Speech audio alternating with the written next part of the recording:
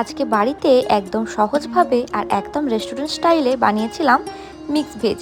তো প্রথমে আমি পনিরটাকে সামান্য একটুখানি নুন দিয়ে ভালোভাবে ভেজে নিচ্ছি। পনিরটাকে আমি একটু লাল লাল করে ভেজেছিলাম, আপনারা চাইলে হালকা করে ভেজে নিতে পারেন।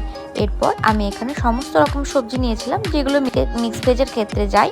এরপর একটা কড়াইয়ে আমি একটু বেশি করে সাদা তেল নিয়ে তাতে দিয়েছিলাম গোটা গরম মশলা, আর দিয়েছিলাম একটা তেজপাতা, আর সামান্য একটুখানি আদাটাকে আমি ভালোভাবে গ্রেট করে দিয়েছিলাম। এরপর সব সবজিগুলো দিয়েছিলাম, তাতে 1 চামচের মতো নুন দিয়ে ভালোভাবে নাড়াচাড়া করে আর মিডিয়াম ফ্লেমে ঢাকা দিয়ে দেব।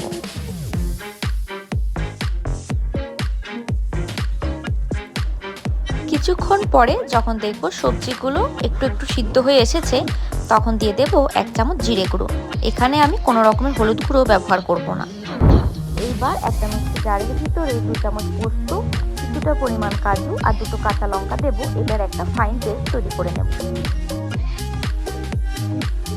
অন্যদিকে কড়াইয়ে ঢাকাটা খুলে ভালোভাবে আবারও একবার নাড়াচাড়া করে নেব। দেখুন কতটা পরিমাণ জল বেরিয়েছে সব সবজিগুলোর থেকে।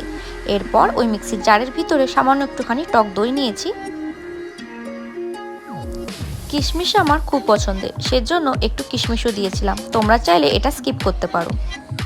টক দইটা ভালোভাবে ফেটিয়ে নিয়েছি। এরপর ওই কড়াইতে টক দই দিয়ে ভালোভাবে নাড়াচাড়া করে নেব।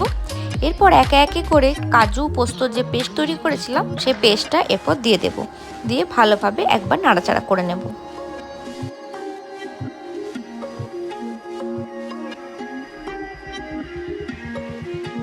এরপর দিয়ে দেব চিনি।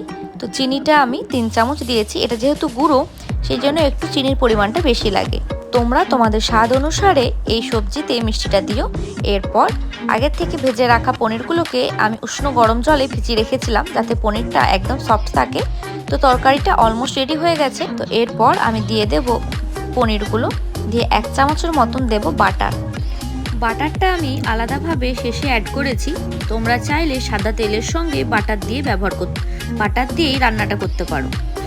বাটারটা দিয়ে 5 মিনিট ফুটিয়ে নিন। জলটা একটু কমে গেলেই রেডি হয়ে যাবে রেস্টুরেন্ট স্টাইলের মিক্স ভেজ, তাও আবার বাড়িতে।